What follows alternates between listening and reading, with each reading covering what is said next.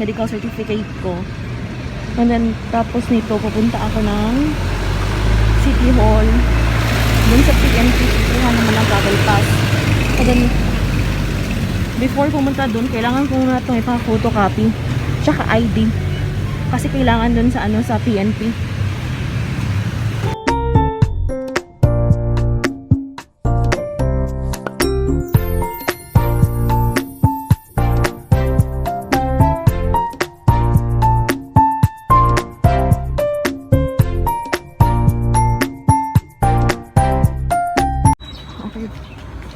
Okay, kasi nandito na po tayo sa sa City Hall ng Bacoor.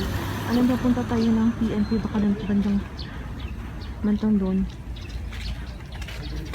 So, ito po yung City Hall. And then, hindi naman masyado maraming tao.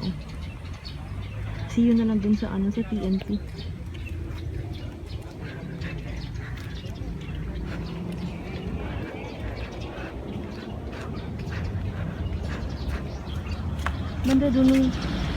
Banda doon yung PNP. Ito yung PNP. Yun siguro. Nandala ko lang po mag-isa kasi yung asawa ko nasa opisina. So, kailangan natin ng magsariling sikap.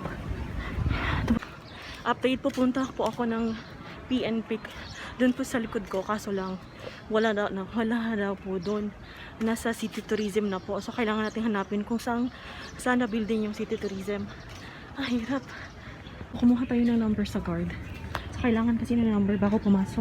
Ito yung number ko, 262. Oh my God.